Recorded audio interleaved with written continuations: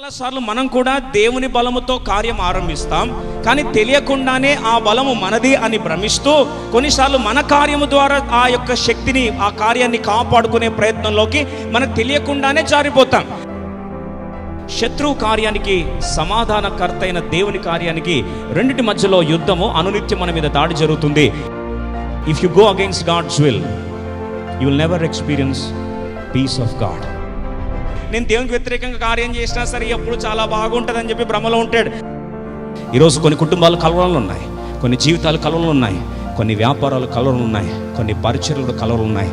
కానీ నువ్వు నిజముగా దేవుని నుంచి సంపూర్ణ ప్రత్యక్షత పొందుకుంటే ఎవని మనసు నీ మీద అనుకున్నవాడు పూర్ణ శాంతి గలవాడు.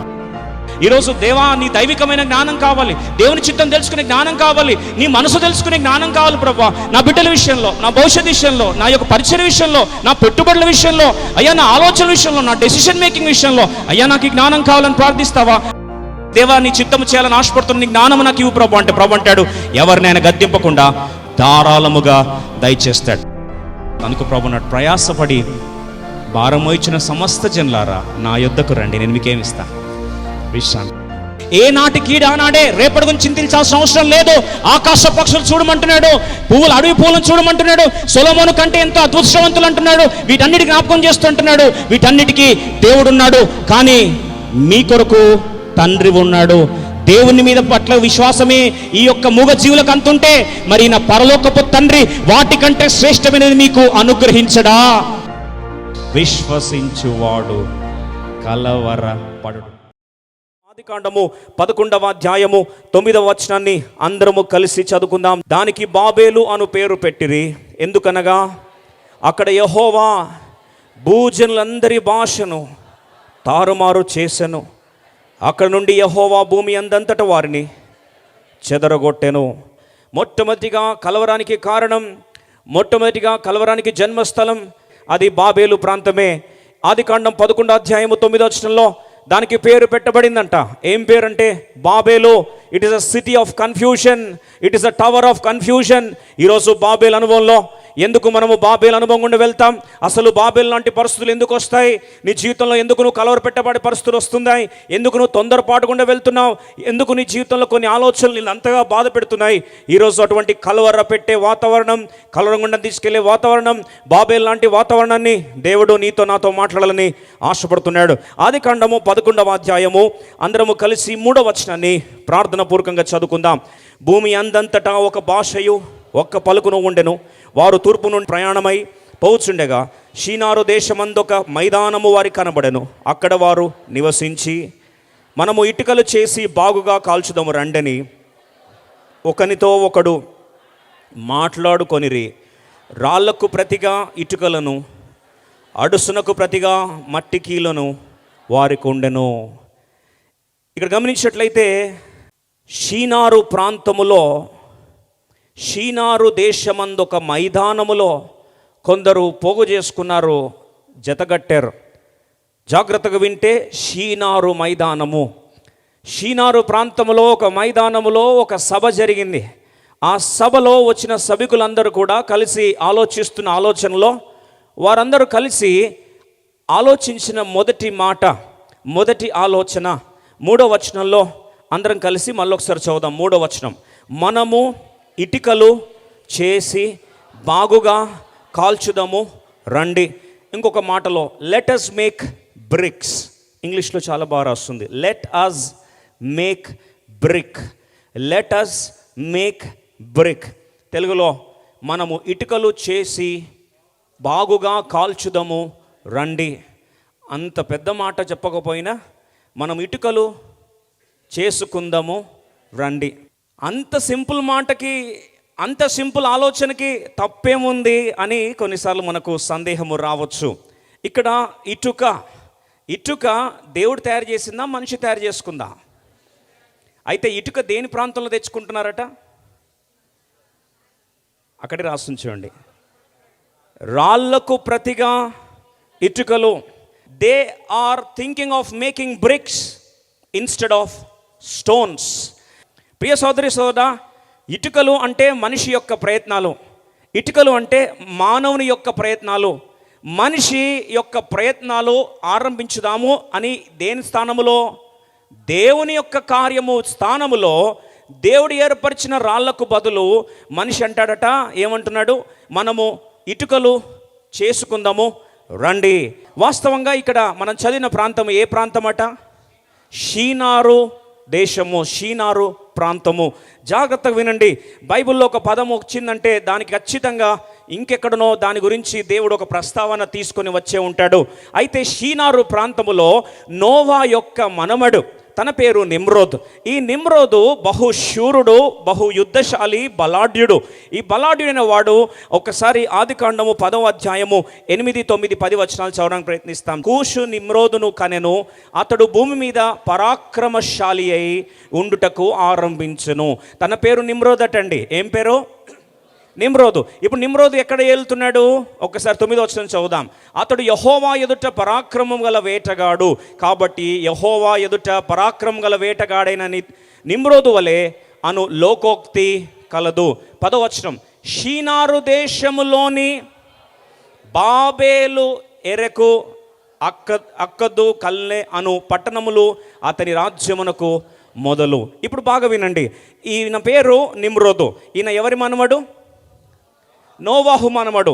చూడండి, నోవాహు మనమడు ద వారియర్ ఆఫ్ గాడ్, దేవుని బలాఢ్యుడు అని అంత మంచి సామెత ఉన్న నిమ్రోదు ఇప్పుడు దేవుని బలము కలిగిన వాడు. మనిషి బలము కాదండి, అది ఎవరి బలం? అది దేవుని బలం. చాలాసార్లు మనం కూడా దేవుని బలముతో కార్యం ఆరంభిస్తాం, కానీ తెలియకుండానే ఆ బలము మనది అని భ్రమిస్తూ కొన్నిసార్లు మన కార్యము ద్వారా ఆ యొక్క శక్తిని, ఆ కార్యాన్ని కాపాడుకునే ప్రయత్నంలోకి మనకు తెలియకుండానే జారిపోతాం.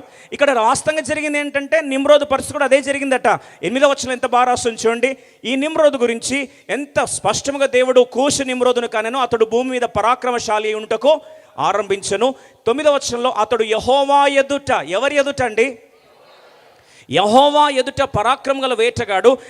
నెక్స్ట్ లైన్ చాలా బాగా రాస్తుంది. కాబట్టి యెహోవా ఎదుట పరాక్రమం గల వేటగాడైన నిమ్రోదు వలె అను అంటే ఒక సామెత వచ్చిందంటండి. ఈయన ఎలా బలాఢ్యుడు అంటే, ఎవరి ఎదుట బలాఢ్యుడు? యెహోవా ఎదుట బలాఢ్యుడు. He is a warrior in the sight of God, in the presence of God. Because of God he became a mighty man of valour. ఇలాంటి బలాఢ్యుడు, దేవుని బట్టి బలాఢ్యుడు అనే యొక్క నిమ్రోదట ఇప్పుడు ఆ షీనారు దేశానికి రాజుగా, నాయకుడిగా ఆ యొక్క ప్రాంతాన్ని వహించాడు. ఇప్పుడు చూడండి, దేవుని బిడ్డలుగా ఆరంభించబడిన వారు ఇప్పుడు చివరికి దేవునికి వ్యతిరేకంగా అడ్డం తిరగడం ఆరంభించారు. కాబట్టి బైబిల్లో చూస్తే అబ్రహామునకు వ్యతిరేకంగా యుద్ధం చేసిన దేశాల్లో ఆదికాండం 14వ అధ్యాయంలో మొదటి లైన్లో ఎవరి పేరు రాస్తుంది చూస్తారా? షీనారు రాజైన అమ్రాపేలు. చాలు. ఇప్పుడు వ్యతిరేకంగా వచ్చిన కదోర్లామార్ రాజు గురించి ఇంట్రడక్షన్ ఇస్తూ, ఆ కదోర్లామార్ వాస్తవంగా లీడర్, హీరో అయితే అక్కడ హీరో ఇంట్రడక్షన్ రావట్లే. ఫస్ట్ ఎవరి పేరు వస్తుంది? ఏ దేశం పేరు వస్తుందండి? షీనారు రాజు. అంటే పరిశుద్ధాత్మను జ్ఞాపకం చేస్తూ అంటున్నాడు, ఈ ప్రాంతానికి ఒక ప్రత్యేకత ఉందయ్యా, ఈ ప్రాంతానికి ఒక ప్రత్యేకత ఉంది. అంటే దేవునికి వ్యతిరేకంగా కార్యం చేస్తున్న రాజ్యంగా మారిపోయింది. అబ్రహాము దేవుని వారసుడు, దేవుని కుమారుడైతే దేవునికి వ్యతిరేకంగా ముఠా అయిపోయిన రాజ్యాల్లోకి వెళ్ళిపోయారు. They simply started becoming the rebellious countries against God. దేవునికి వ్యతిరేకంగా అడ్డము తిరిగిన దేశాలుగా మారిపోయిన మొదటి దేశం ఏదండి? షీనారు దేశం. ఆ షీనారు దేశానికి ఆ నాయకుడు ఎవరు? నిమ్రోదు. ఇప్పుడు నిమ్రోదు వాస్తవంగా దేవుని యోధుడుగా ఉండాల్సిన వాడు. ఆలోచించండి, చివరికి ఏమైపోయాడట? దేవునికి వ్యతిరేకపు వ్యక్తిగా మార్చబడిపోయి బాబేలు ప్రాంతంకి వచ్చేసరికి వాళ్ళందరూ అనుకున్నారట, బాబేలు ప్రాంతంలో దేవుని కార్యము చూడండి, దేవుని కార్యము, దేవుని శక్తి, దేవుని ప్రభావము. దేవుడు తన నిర్మించిన రాయిలో తన శక్తిని ఏం చేశాడు? దాచిపెడితే ఇప్పుడు రాళ్లకు ప్రతిగా, రాళ్లకు బదులు ఏం చేస్తున్నాడు? ఇటుకలు తయారు చేసుకుందాం అనుకున్నాడట. ఇప్పుడు ఇటుకలు తయారు చేసుకుందామంటే 14వ అధ్యాయం, ఆదికాండం 14వ అధ్యాయంలో చూడండి అద్భుతమైన మాట. అక్కడ యుద్ధమునకు ఇటుకలు తయారు చేసుకున్న గుంపు బయలుదేరిందండి. వారందరూ బయలుదేరితే అక్కడ అందరు రాజులు ఒక ఎత్తు, అబ్రహాము ఒక ఎత్తు, వాళ్ళందరినీ తుత్తునీలుగా ఓడించాడు. తుత్తునీలుగా ఓడించిన అబ్రహాము విజయదుందు మోగించుకొని వస్తూ ఉంటే ఇప్పుడు ఆ అబ్రహాముకి ఒక దివ్య దర్శనం కనిపించింది. ఆదికాండము 14వ అధ్యాయము 18వ వచనము అందరం కలిసి చదువుకుందాం. ఎవరు కలుసుకున్నారండి అబ్రహాముని? షాలేము రాజైన మెల్కీసెదెకు రొట్టెను ద్రాక్షరసం తీసుకొని వచ్చెను. అతడు సర్వోన్నతుడు దేవునికి. ఎవరు కలుసుకున్నారటండి? ఎవరు కలుసుకున్నారు? మెల్కీసెదెకు రాజు. ఇప్పుడు ఈ మెల్కీసెదెకు రాజు, మెల్కీసెదెకు యాజకుడైన రాజు ఏ ప్రాంతం నుంచి వచ్చాడు? ఏ పట్టణము? షాలేము పట్టణం. ఇప్పుడు యుద్ధము షాలేము పట్టణము వర్సెస్ షీనారు పట్టణం. షాలేము అనగా యెరూషలేము, ఇంకో మాటలో సిటీ ఆఫ్ పీస్. షాలేం అంటే ఏంటండి? సమాధాన పట్టణం. బాగా వినండి, సమాధాన పట్టణానికి ఆపోజిట్ ఎవరున్నారు? షీనారు పట్టణం, ఇంకో మాటలో బాబేలు పట్టణం. ఇప్పుడు బాబేలు పట్టణము ఒక మాటలో కన్ఫ్యూజన్ పట్టణం, కలవర పట్టణం, తొందర పెట్టే పట్టణం. ఒక మాటలో చెప్పాలంటే ఇప్పుడు రెండు పట్టణాల మధ్యలో యుద్ధం జరుగుతుంది. City of confusion versus city of peace. కలవర పట్టణానికి, సమాధాన పట్టణానికి కన్స్ట్రక్షన్లో వాడే పనిముట్లలో డిఫరెన్స్ ఏంటి? కలవర పట్టణానికి ఏం వాడారండి? ఇటుకలు వాడారు. మరి యెరూషలేంకి ఏది వాడారు? 1 రాజుల గ్రంథం 6వ అధ్యాయం 7వ వచనం, 1 Kings chapter 6 verse 7. అయితే మందిరము కట్టు సమయమున అది ముందుగా, బాగా వినండి, ముందుగా సిద్ధపరచి తెచ్చిన రాళ్లతో కట్టబడెను. మందిరము కట్టు స్థలమున, హైలైట్ అండి ఈ మాట, హైలైట్. అసలు అంత పెద్ద దేవాలయం కడతా ఉంటే ఇక్కడ చూడండి ఏమని రాస్తుందో, మందిరము కట్టు స్థలమున సుత్తె, గొడ్డలి మొదలైన ఇనుప పనిముట్ల ధ్వని ఎంత మాత్రమును వినబడలేదు. That's the beauty of the house of God. దేవుని మందిరము యెరూషలేము సమాధాన పట్టణానికి ఉన్న లక్షణం ఏంటంటే దాని నిర్మాణంలో ఇటుకలు కాదు వాడింది. ఏం వాడారు? రాళ్ళు వాడబడ్డాయి. అయితే ఈ రాళ్ళకున్న ప్రక్రియ ఏంటంటే ముందుగా సిద్ధపరచి తెచ్చిన రాళ్ళు. బాగా వినండి, ముందుగా సిద్ధపరచి తెచ్చిన రాళ్ళు కాబట్టి దాని నిర్మాణంలో కానీ దాని యొక్క వాడే ఆ యొక్క ప్రక్రియలో కానీ బైబిల్ సెలవిస్తుంది, గొడ్డలి కానీ సుత్తె కానీ ఇనుప పనిముట్ల ధ్వని కానీ ఎంత మాత్రమును వినబడలేదు. Glory be to God. ఇక్కడ యెరూషలేమునకు షీనారు పట్టణానికి మధ్యలో యుద్ధం జరుగుతుంది. రెండింటి మధ్యలో మనము ధ్యానిస్తూ ఉన్నాం. బాబేలు పర్వతానికి వాళ్ళు అంటున్న ఆ మాట ఏంటంటే లెట్ అస్ మేక్ బ్రిక్, అంటే ఇటుకలు మనము చేసుకుందాం అంటున్నారు. అయితే శత్రువు కార్యానికి, సమాధానకర్త అయిన దేవుని కార్యానికి రెండింటి మధ్యలో యుద్ధము, అనునిత్యం మన మీద దాడి జరుగుతుంది. ఈరోజు నీ శరీరాన్ని, నీ ఆరోగ్యాన్ని, మానసిక స్థితిని విచ్ఛిన్నం చేయడానికి ప్రతిరోజు దేవుని కార్యం జరుగుతుంటే దానికి ప్రతిగా సాతాను కూడా కార్యం చేస్తూనే ఉంటాడు. Don't be under the illusion that there won't be any work of the enemy. సాతాను కార్యం చేస్తాడు. నువ్వు అల్లరి గుండా, శబ్దము గుండా, లేదా కలవరం గుండా, బాబేలు లాంటి అనుభవం గుండా వెళ్ళాలని అపవాది యొక్క ప్రగాఢ వాంఛ. మనం చూసినట్లయితే యెరూషలేము పట్టణమట దేవుని ఆలయము కట్టబడుతున్నప్పుడు సుత్తి కానీ, శబ్దము కానీ, ఇనుప పనిముట్లు కానీ ఏవి కూడా వినిపించబడలేదు. ఒకసారి ఆ దృశ్యాన్ని చూడడానికి ప్రయత్నిస్తాం రండి. ఎంత అద్భుతమైన దృశ్యం చూస్తే ఇక్కడ అంటే ముందే ప్రతి రాయి ఏమైంది? సిద్ధపరచబడిన రాయి, తొలిపించబడిన రాయి, సిద్ధపడిన రాయి కాబట్టి తీసుకొచ్చి ఏం చేశారు? ఇక్కడ అమర్చుతున్నప్పుడు శబ్దమే రాలేదట. Not even a single noise. ఇక్కడ షీనారు పట్టణంలో బాబేలు పట్టణం కడుతున్నప్పుడు, షీనారు రాజ్యంలో బాబేలు పట్టణం కడుతున్నప్పుడు వారి మొదటి ఆలోచన ఏంటంటే రాళ్లకు ప్రతిగా, బాగా వినండి, దేని ప్రతిగా అంటండి? రాళ్లకు ప్రతిగా ఇటుకలు వాడుకుందాము, ఇటుకలు తయారు చేసుకుందాము రండి. మొదటిగా కలవరము కారణం అంటే ఇటుకలు, సమాధానానికి కారణం ఏంటండి? రాళ్ళు. అందుకొరకే ప్రభు ఒక మాట అన్నాడు చూడండి, చాలాసార్లు ఆదరణ లేని జీవితంలో ఉన్నావా? నిన్నటి రోజు ప్రార్థిస్తున్న ప్రభుని అడిగిన, ప్రభా ఏంటి నీ ఉద్దేశం, ఏం మాటలు నాశపడుతున్నా అంటే ప్రభు అన్నాడు, ఆదరణ లేకుండా కొట్టబడుతున్న వారు ఉన్నారు, సమాధానం లేకుండా కొట్టబడుతున్న వారు ఉన్నారు, నెమ్మది లేని వాతావరణంలో గుండె బరువు ఎక్కువై ఆలోచనలు వారిని వేధిస్తూ కంఫర్ట్, ఆదరణ లేని వారై ఉన్నారు. అట్టి వారి కొరకు ఈ వాక్యం నేను ఏర్పరిచున్నానని ప్రభు జ్ఞాపకం చేస్తుండగా యెషయా గ్రంథం 54వ అధ్యాయం 14వ వచనం, book of Isaiah chapter 54 verse 11, ప్రయాసపడి గాలివాన చేత కొట్టబడి ఆదరణ లేక ఉన్నదానా, నేను నీలాంజనములతో నీ కట్టడములను కట్టుదును, నీలములతో నీ పునాదులను వేయుదును. ఇంగ్లీష్ బైబిల్ ఎంత బాగా రాస్తుంది చూడండి. ఓ thou afflicted, tossed with tempest and not comforted at all. Behold, I will lay thy bricks, thy stones with fair colors, and lay thy foundations with sapphires. విలువైన రాళ్లతో నీ పునాదిని కోట గుమ్మములు ఏం చేస్తా, కడతాను. అది ఇటుకలతో కట్టే పరిచర్య కాదు. ఒక మాటలో చెప్పాలి అంటే, ఇటువైపు ఇటుకలు మనిషి యొక్క కార్యము, అటువైపు రాయి దేవుని యొక్క కార్యము. యెషయా గ్రంథం 48వ అధ్యాయం 22వ వచనంలో, దుష్టుడు మానవుడు ఎప్పుడైతే దేవునికి వ్యతిరేకంగా, నిమ్రోదు లాంటి వ్యక్తే దేవుని శక్తితో ఆరంభించిన యాత్ర, ఎప్పుడైతే దేవునికి వ్యతిరేకంగా తిరుగుబాటు వ్యతిరేకించి దేవునికి వ్యతిరేకంగా మనిషి కార్యములను పొందుపరచుకోవాలని ప్రయత్నిస్తూ, మనిషి కార్యమే దేవుని కార్యము కంటే బాగుంటుందని చెప్పి భావించి ఎప్పుడైతే రెబెలియస్ నేచర్ అడ్డం తిరిగాడో, 48వ అధ్యాయము 22వ వచనం సెలవిస్తుంది, దుష్టులకు నెమ్మది ఉండదని యెహోవా సెలవిచ్చున్నాడు. ఇప్పుడు దేవుని కార్యము లేకపోతే, నీతి కార్యము లేని ప్రాంతంలో ఏముంటుందండి? దుష్టుడవుతాడు. ఆ దుష్టుడు తిరుగుబాటు చేసే వాడికి నెమ్మది ఉండదట.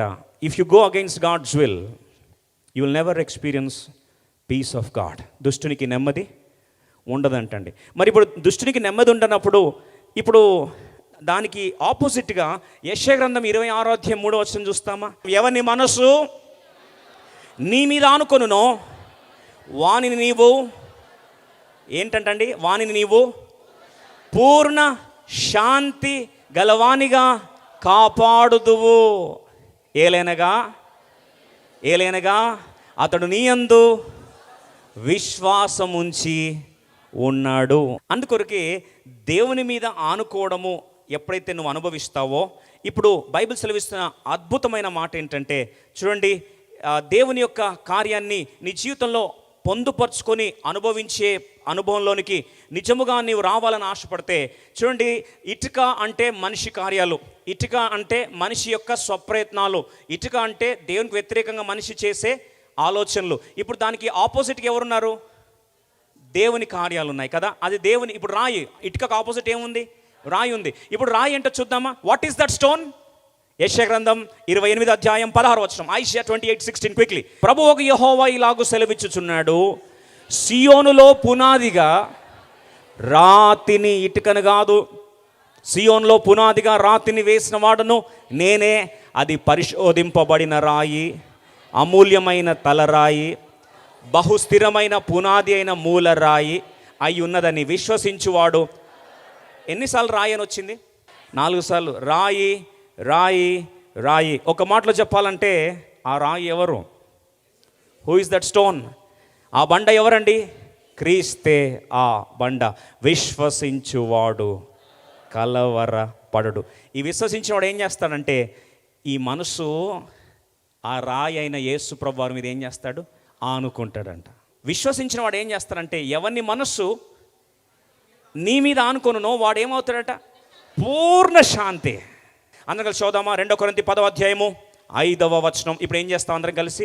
మేము వితర్కములను, దేవుని గూర్చిన జ్ఞానమును అడ్డగించు ప్రతి ఆటంకమును పడద్రోసి, ప్రతి ఆలోచనను క్రీస్తుకు లోబడినట్లు చెర్రపట్టి.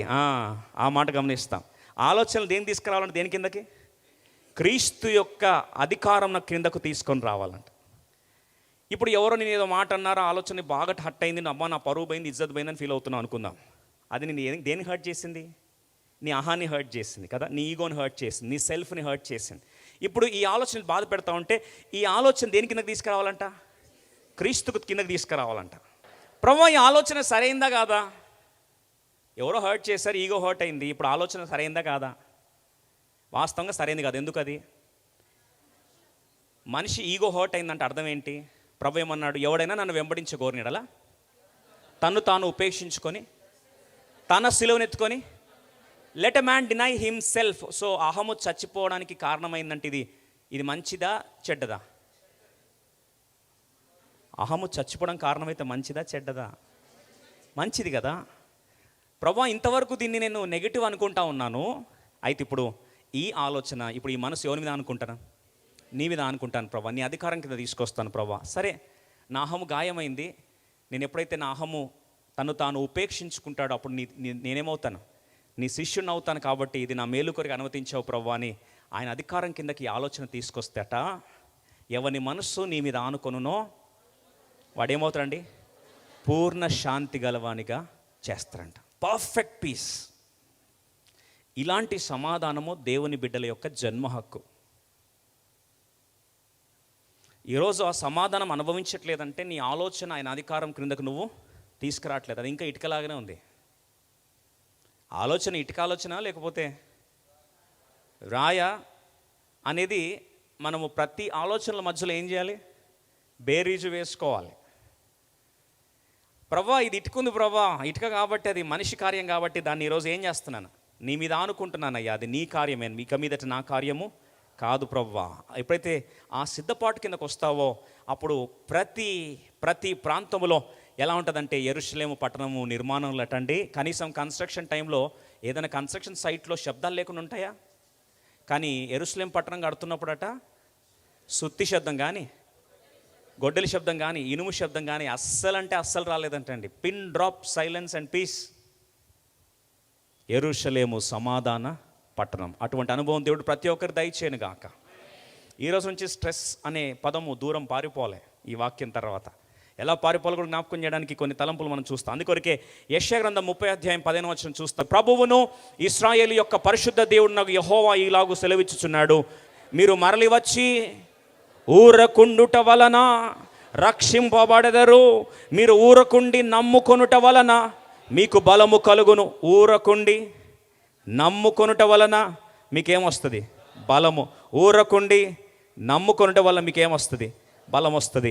In return and in rest you will be saved. In quietness and confidence there will be strength. ఈరోజు ప్రభు నీకు ధైర్యం ఇవ్వాలని, బలం ఇవ్వాలని ఆశపడుతున్నాను. Are you battling with stress related disorders? ఈరోజు ఒత్తిడి ద్వారా వచ్చిన రుగ్మతలు, మానసిక భయాందోళన వాతావరణానికి ఈరోజు పరిష్కారం పొందాలని ఆశపడుతున్నావా? ఇక్కడ చూసినట్లయితే యెరూషలేము పట్టణము నిర్మాణం విషయంలో ఎందుకు అంత రాళ్ళు ఎందుకు సిద్ధపరచబడ్డాయి? అసలు కడుతున్నప్పుడట ఎందుకు ఒక శబ్దము కానీ, ఒక సుత్తి శబ్దం కానీ ఎందుకు రాలేదు అంటే ఒక్క మాట చూస్తాం. దీన్ని అనుభవపూర్వకంగా ప్రాక్టికల్గా ఇక్కడ ఇద్దరు జీవితాలు మనం చూడడానికి ప్రయత్నిస్తాం. ఒకవైపు షీనారు పట్టణం, ఇంకోవైపు షాలేము పట్టణం, యెరూషలేం పట్టణం. ఒకవైపు నిమ్రోదు, ఇంకొక వైపు సొలొమోను. మీకు జ్ఞాపకం చేయాలని ఆశపడుతున్నాను. ఒకవైపు ఎవరండి? నిమ్రోదు, ఇంకోవైపు ఎవరండి? సొలొమోను. అసలు సొలొమోన్ అనే పేరు ఎందుకు దేవుడు పెట్టాడు తెలుసా? సొలొమోన్ అంటే అర్థం ఏంటి తెలుసా అండి? ఈ సొలొమోను ఎలా ఉండబోతాడంటే తెలుసా?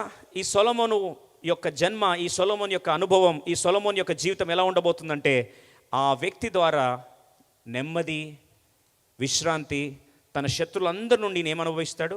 సమాధానాన్ని అనుభవిస్తాడని సాక్షాత్తు దేవుడే జ్ఞాపకం చేశాడు. మరి ఆయన పేరే సొలొమోన్, అంటే son of piece. Son of piece, సమాధాన పుత్రుడట. ఆ పిల్లవాడు దేని గుర్తండి? సమాధానం గుర్తంట. మరి ఇప్పుడు సొలొమోన్కి ఒకవైపు నిమ్రోద్కి ఉన్న డిఫరెన్స్ ఏంటో చూడడానికి ప్రయత్నిస్తామా? చూడండి, సొలొమోను యెరూషలేం దేవాలయం కడుతున్నప్పుడు ఎందుకంత నెమ్మదికరమైన వాతావరణంలో కట్టడానికి వీలైందంటే, అక్కడ 1 దినవృత్తాంతములు 28వ అధ్యాయము 11-12 వచనాలు చూస్తాం. 1 Chronicles chapter 28 reading verses 11 and 12 quickly. 11-12లో చూస్తే, అప్పుడు దావీదు మంటపమునకును, మందిరపు కట్టడమునకును, బొక్కసపు శాలలకును, మేడగదులకును, లోపలి గదులకును, కరుణాపీఠము గదికిని, యెహోవా మందిరపు ఆవరణములకును, 12వ వచనంలో వర్స్ 12, వాటి చుట్టూనున్న గదులకును, దేవుని మందిరపు బొక్కసములకును ప్రతిష్ఠిత వస్తువులు తాను ఏర్పాటు చేసి సిద్ధపరచిన మచ్చులను, సిద్ధపరిచిన ప్లాన్, బ్లూ ప్రింట్, మచ్చు ప్లాన్ తన కుమారుడైన సొలొమోనునకు అప్పగించెను. బాగా వినండి, సీక్రెట్ అంతా ఎక్కడ స్టార్ట్ అయింది తెలుసా? సొలొమోను దేవాలయం అని పేరు రాశారు, కానీ వాస్తవంగా సొలొమోను దేవాలయము యెరూషలేము పట్టణంలో కట్టబడ్డానికి, లేదా యెరూషలేము దేవాలయం కట్టబడానికి త్యాగమంతా ఎవరు చేశారు? దావీదు చేశాడు. ఇప్పుడు దావీదు పాపం సమర్పణ, దావీదు త్యాగము, దావీదు యొక్క, ఇంకా చెప్పాలంటే దావీదు ఎప్పుడు కూడా ఒక అంశం అంటే పిచ్చి దావీదుకి. ఏం అంశం అంటే దేవుని మందిరం అంటే దావీదు పిచ్చోడైపోతాడు. He is mad for house of God. దేవుని మందిరం కొరకు ఎవరైనా బైబిల్లో పిచ్చోళ్ళు అయ్యారంటే దావీదే బైబిల్లో పిచ్చోడైనట్టు రాస్తుంది. మికాల్ అంటే నువ్వు ఏమైపోయి వెర్రివాణ్లాగా, పిచ్చోళ్ళలాగా రోడ్ల మీద నాట్యం చేస్తావా అని చెప్పే మాట ఎవరికి వచ్చిందండి ఆ టైటిల్? దావీదుకు వచ్చింది. అయితే దావీదు దేవుని మందిరం కొరకు యెరూషలేము దేవుని మందిరం కట్టాలని పాపము జీవిత చిరకాల వాంఛ. It is a life time ambition. అలాంటి దావీదు ఇప్పుడు దేవుడు దేవాలయం కడదామని ఆశపడే లోపల ప్రభు అన్నాడు, అయ్యా నీ చేతులు రక్తం ఒలికించాయి కాబట్టి నువ్వు దేవాలయము కట్టడానికి అనుమతి నీకు లేదు అన్నాడు. అంటే మనకే మాట చెప్తే ఈ మందిరం వద్దు పాడొద్దుపో ఏమొద్దుపో అని చెప్పి తీసి పక్కన పడేస్తా. అయితే దావీదు ఏం చేశాడంటండి, అవన్నీ తీసుకొని తన కుమారుడైన సొలొమోనుకి అప్పగించి ఇప్పుడు మందిరం ఎలా కట్టాలి అని దేవుడు ఎప్పుడెప్పుడు మాట్లాడుతూ ఉంటే దానికి ఒక మంచి హ్యాబిట్ అండి. తన డైరీ తీసుకొని నమూనా దేవుడు ఏం చెప్తే దాన్ని యాజ్ ఇట్ ఈజ్ ఏం చేస్తున్నాడంటే రాసుకొని గీసుకుంటున్నాడు. లెంత్ ఎంత ఉండాలి, విడ్త్ ఎంత ఉండాలి, మందసం ఎక్కడ ఉండాలి, ఈస్ట్ గేట్ వెస్ట్ గేట్ ఎక్కడ ఉండాలి, పోర్చెస్ ఎక్కడ ఉండాలి, పిల్లర్స్ ఎక్కడ ఉండాలి, మెయిన్ పిల్లర్ ఎక్కడ, ఇదంతా కూడా ఎవరు రాసుకుంటున్నారండి? అంటే ఒక్క మాటలో మాస్టర్ ప్లాన్ అంతా ఎవరికి వచ్చింది? దావీదుకి వచ్చింది. ఇప్పుడు జాగ్రత్త వినండి, ఎప్పుడు సమాధానం ఉంటుంది? ఈ సమాధానం లేకపోతే ఇటుకల బిజినెస్ వస్తుంది. వాస్తవంగా ఆయన ఏం కడుతున్నాడు అక్కడ? యెరూషలేము పట్టణము దేవాలయము ముందే సిద్ధపరచిన రాళ్లతో తీసుకొచ్చి అమర్చబడినట్టు. ఆ రాళ్ళు సిద్ధపరచాలి అంటే బాగా వినండి, క్వారీలోనే ఏ రాయి ఎంత కట్ అవ్వాలి, కట్టైన రాయి ఏ ప్లేస్మెంట్లో ఉండాలి, ఆ ప్లేస్మెంట్లో నార్త్ కార్నర్ ఎంత, సౌత్ కార్నర్ ఎంత, 4 సైడ్స్లో మెజర్మెంట్స్ ఫిట్నెస్ ఎంత ఉండాలి, డైమెన్షన్స్ ఎంత ఉండాలి, ఇవన్నీ కూడా ఎక్కడ చేయాలి? క్వారీలో చేయాలి. క్వారీలు ఇదంతా చేయాలంటే ముందే ఉండాలి బ్లూ ప్రింట్ మెజర్మెంట్స్ ఉండాలి. యాక్చువల్ బ్లూ ప్రింట్ ఎవరిది? దేవుంది. ఆ బ్లూ ప్రింట్ ఎవరికి ఇచ్చాడు? దేవుడు దావీదుకి ఇచ్చాడు. దావీదు ఆ బ్లూ ప్రింట్ ఎవరికి ఇచ్చాడు? సొలొమోనుకి ఇచ్చాడు. ఎన్ని చేతులు మారాయి? 3 చేతులు మారాయి. ఇప్పుడు మన దగ్గర 3 చేతులు మారితే ప్లాన్ బెడ్రూమ్ కట్టేది పోయి కిచెన్ కడతాం. లేదా అసలు బెడ్రూమ్ పనికిరాదు, అది కిచెన్ కూడా పనికిరాదు 3 చేతులు మారాయి అంటే. ఇక్కడ హైలైట్ ఏంటంటే ఒకసారి దృశ్యం చూద్దామండి. దావీదు దావీదు అంటే ఎందుకు అంత అభిమానం అంటే చూడండి, దావీదు 19 వచనం అంటే 1వ దినవృత్తాంతం 28:19లో ఒక మంచి మాట రాస్తుంటుంది. వాటి చుట్టూనున్న గదులకును దేవుని మందిరపు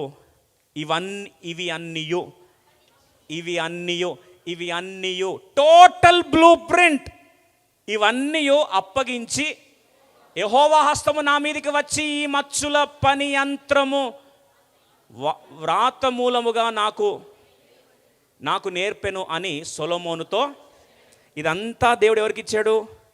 దావీదు నాన్నగారికి ఇస్తే, ఆ దావీదు మొత్తం తూచా తప్పకుండా బ్లూ ప్రింట్ మొత్తము soft copy plus hard copy, plan plus material plus men 3 అన్నీ రెడీ చేసి ఎవరికి ఇచ్చాడండి? సొలొమోనుకి ఇచ్చాడు. మీరు అనొచ్చు, మరి సొలొమోన్ ఏముందండి ఓవర్ యాక్షన్, మళ్ళీ సొలొమోన్ టెంపుల్ అని రాశారని.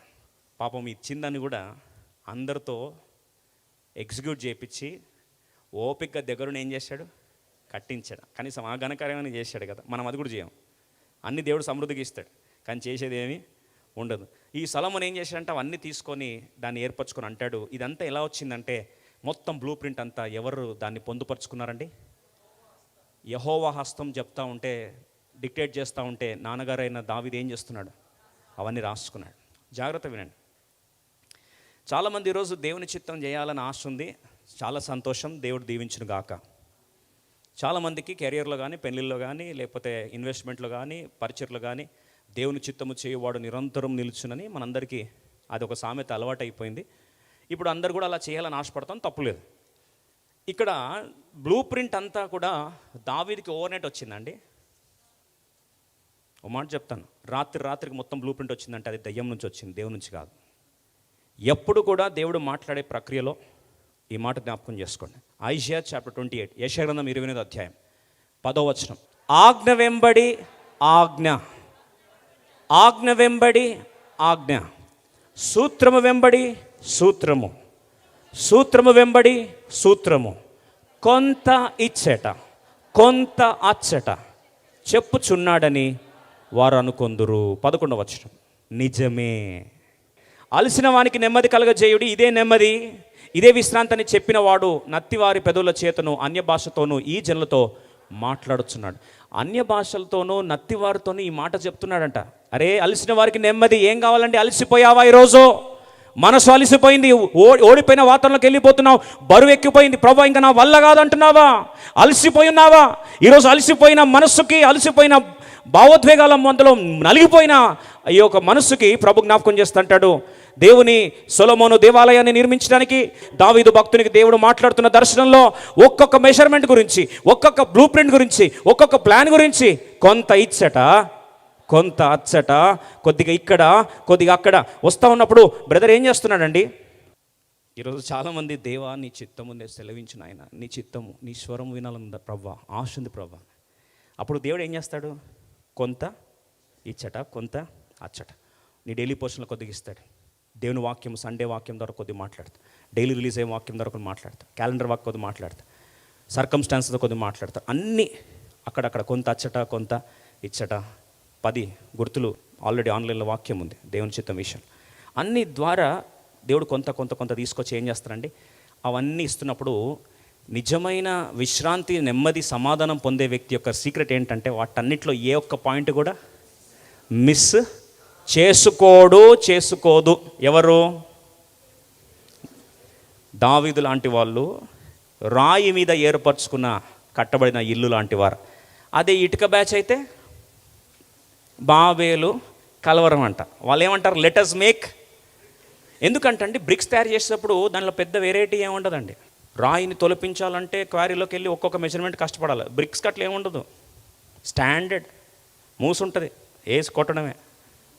మూస వేసి కొట్టడమే. బయటకి ఏమొస్తుంది? ఇటుకు వస్తుంది.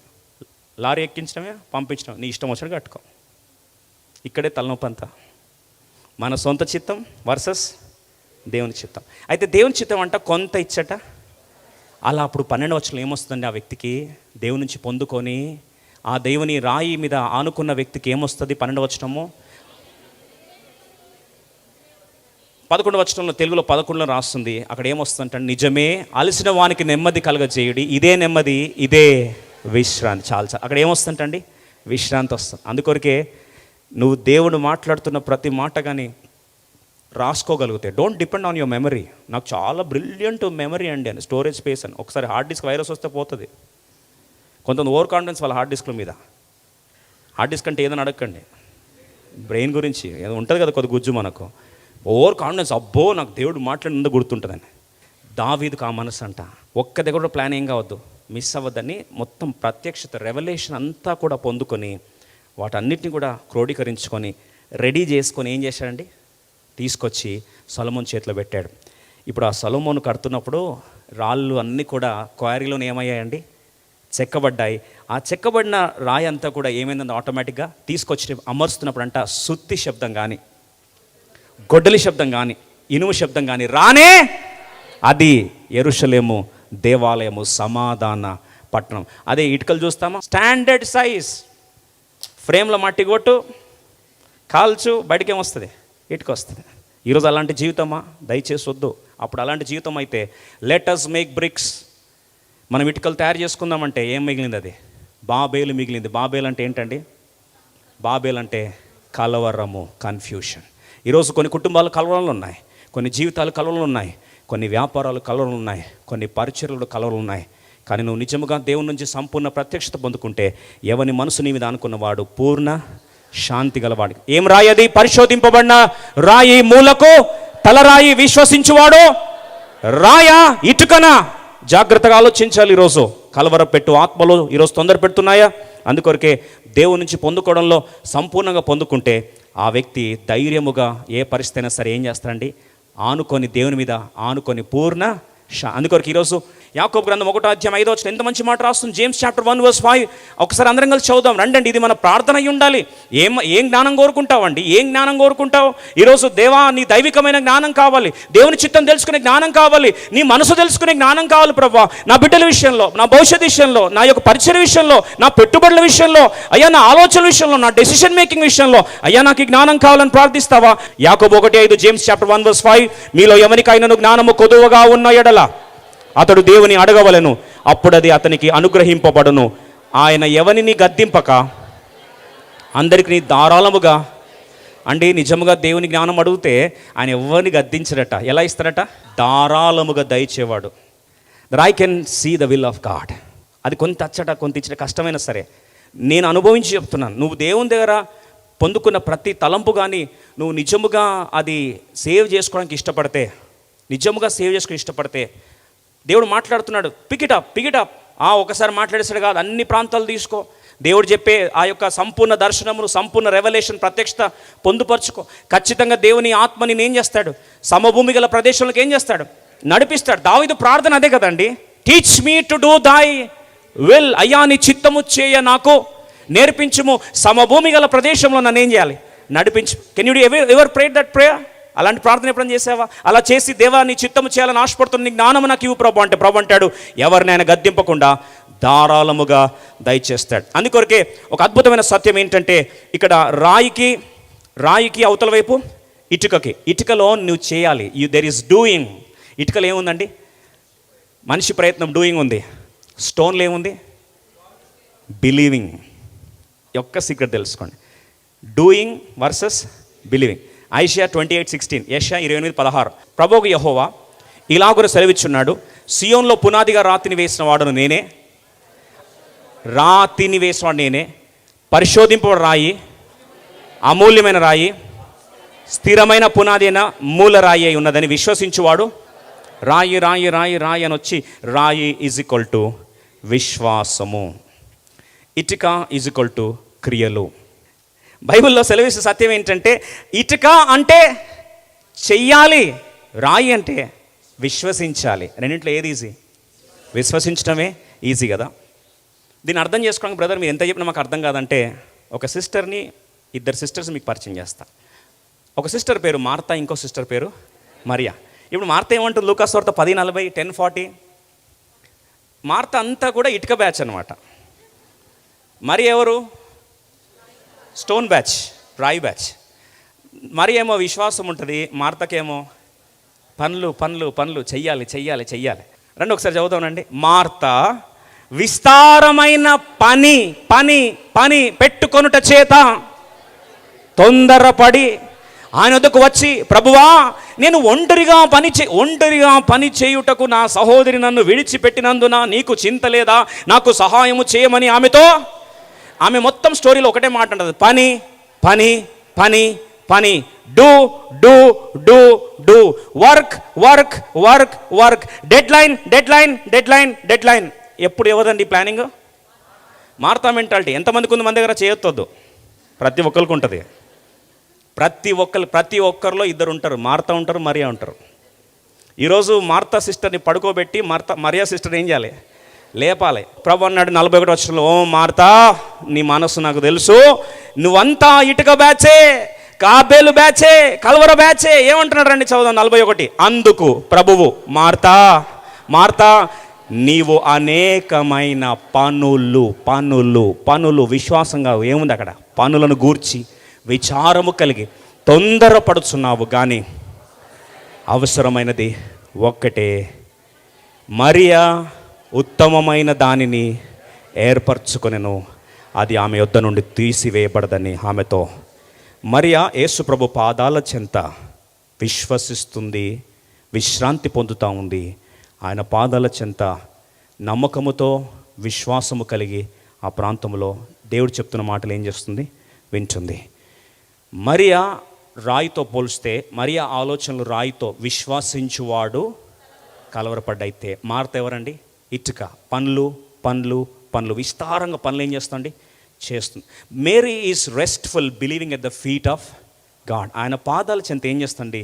విశ్రాంతి అనుకో ప్రభు అన్నాడు, ప్రయాసపడి భారం మోయించిన సమస్త జనులారా నా యొద్దకు రండి, నేను మీకేమి ఇస్తా?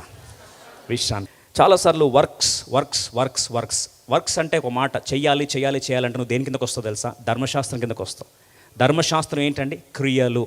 కృప ఆల్రెడీ ఇట్ ఈస్ డన్. కృప అంటే ఏందండి? ఆల్రెడీ అయిపోయింది, డన్ అని.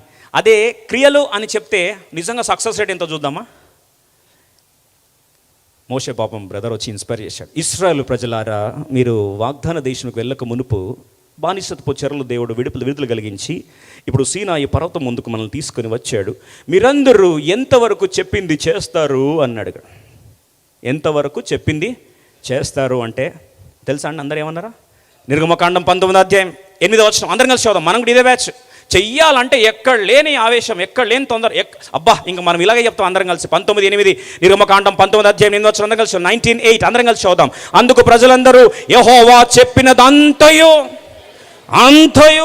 చేసేదమని ఒక ఏకముగా ఉత్తరం ఇచ్చిరి. అప్పుడు మోషే తిరిగి వెళ్ళి ప్రజల మాటను యెహోవాకు, పాపం మోషే ఎంత నమ్మకంగా వాళ్ళు నమ్మాడంటే, చెప్పిందంత చేస్తారా బిడ్డలారా అంటే వాళ్ళందరూ కలిసి అన్నారంట, ఎస్ సార్. ఎంతమంది? 100% సార్. పక్కా చేస్తారా? పక్కా. పాపం పైకి నమ్మకంగా వెళ్ళాడు. 2 రాతి పలకల మీద ఫస్ట్ ఆజ్ఞ రాశాడు. ఏమని? నీ దేవుడైన యెహోవా తప్ప ఇంకో విగ్రహాన్ని నువ్వు చేసుకోవద్దంటే ఫస్ట్ ఆజ్ఞ. కిందకు వచ్చే లోపల దూడని తయారు చేసుకుని, ఓ మా విగ్రహమా, నువ్వే మమ్మల్ని నడిపించా విగ్రహం అని చెప్పారు. ముందేమన్నారు? చెప్పినదంతయు చేసేదమ్మా. మరి కిందకు వచ్చి చూస్తే అంతా పక్కన పెట్టండి. మొదటి ఆజ్ఞ ఏం చేశారండి? 2 ముక్కలు చేసి పడేశారు పక్కన. అట్లుంటుంది ధర్మశాస్త్రంలో. ఏది చేయొద్దనుకుంటామో అది చేస్తాము, ఏది చేయాలనుకుంటామో అది చెయ్యము. వాస్తవంగా చేసి చేసి చేసి మార్తలాగా అలసిపోయి ఉంటాము. అదే జరిగింది. ఇప్పుడు కృపకు వస్తే, నూతన నిబంధనకు వస్తే దేవుని కార్యము కృపలో ఒక సిస్టర్ని పరిచయం చేస్తా. ఇప్పుడు క్రియల్లో ఎవరిని పరిచయం చేసుకున్నాం? మార్త కదా. ఇప్పుడు కృప పొందిన ఒక స్త్రీని మీకు పరిచయం చేస్తా. రూతు గ్రంథము 2వ అధ్యాయం 13వ వచనం. అందుకు ఆమె నా ఏలినవాడా, నేను నీ పనికెత్తలలో ఒకదానను కాకపోయినను నీవు నన్ను ఆదరించి నీ దాసురాలినగు నాయందు ప్రేమ కలిగి మాటలాడితివి గనుక నా ఎడల నీకు కటాక్షము కలిగ నిమ్మని, let me have favour. In other words grace. అయ్యా నాకేం కావాలా? కృప కావాలయ్యా. అదే మార్త అయితే పని కావాలయ్యా అంటది. అదే రూత్ అయితే కృప కావాలయ్యా. నాకేం కావాలి? కృప అంటే ఆల్రెడీ ఇట్ ఈస్ డన్. ఇప్పుడు చూడండి, అద్భుతమైన మర్మం చెప్తాను, పేర్లు గుర్తుపెట్టుకోండి. వాస్తవంగా రూతు నయోమికి ఎవరండి? ఇంగ్లీష్లో బాగుంటుంది, డాటర్ ఇన్ లా. లా ఏంటండి? లా ప్రకారం ఆమె ఏంటి? Daughter in law. వాస్తవంగా డాటర్ కాదు. ఎవరి వల్ల? ఇప్పుడు లా చూడండి, తనను ఏలుతున్నది లా. ఎవరి వల్ల లా? మహలోన్.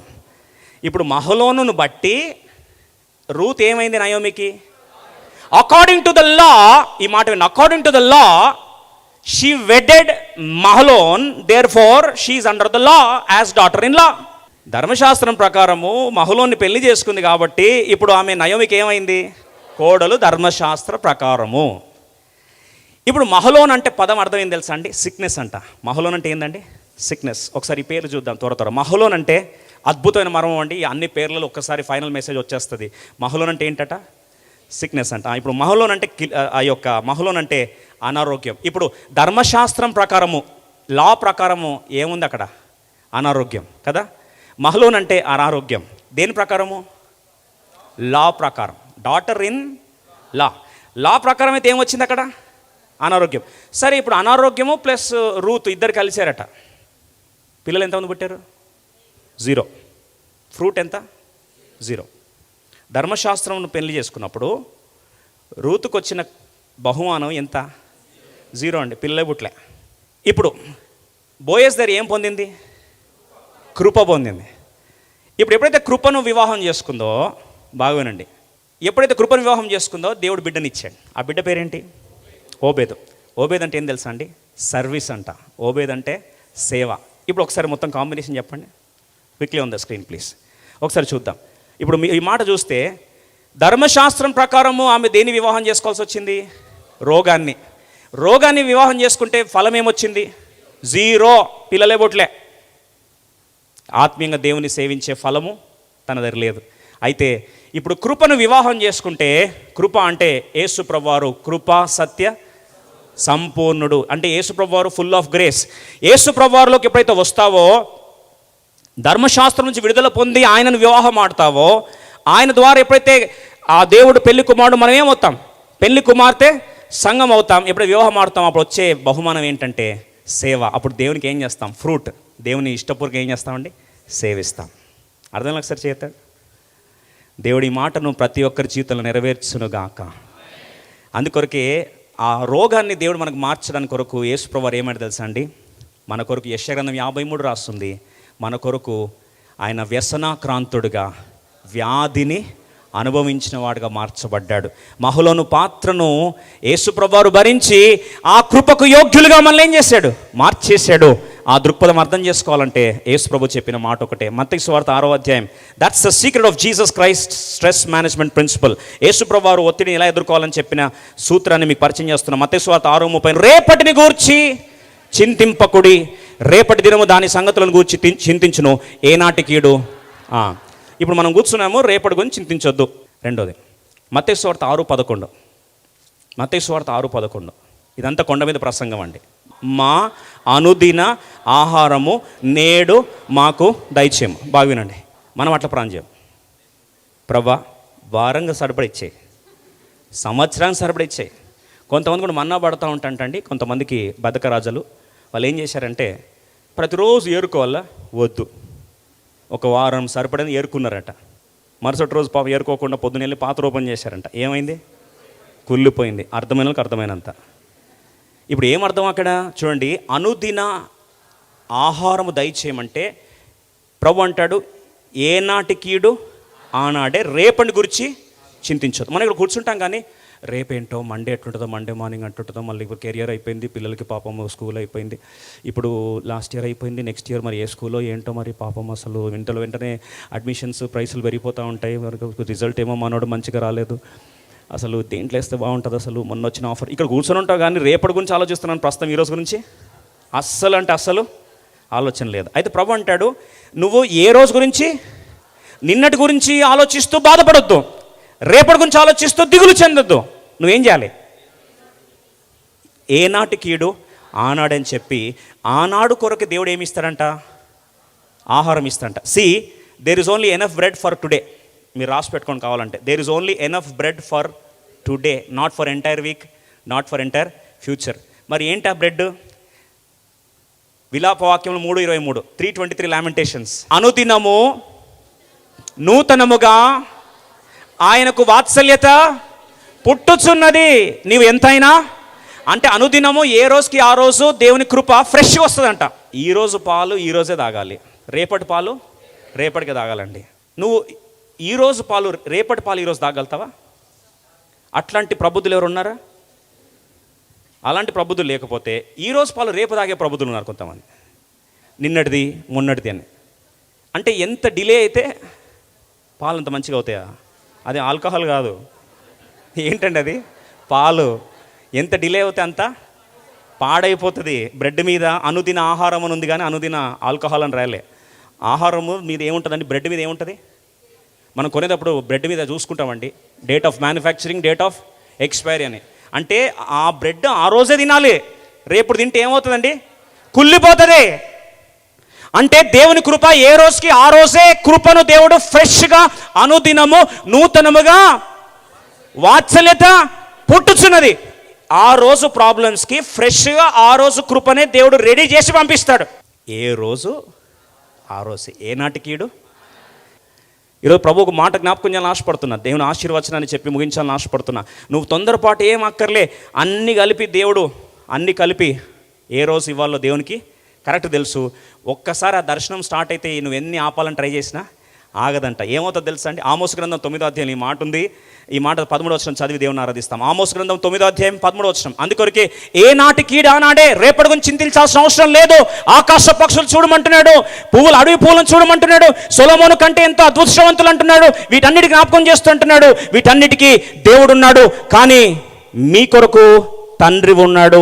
దేవుని మీద పట్ల విశ్వాసమే ఈ యొక్క మూగ జీవులకు అంతుంటే మరి నా పరలోకపు తండ్రి వాటికంటే శ్రేష్టమైనది మీకు అనుగ్రహించడా?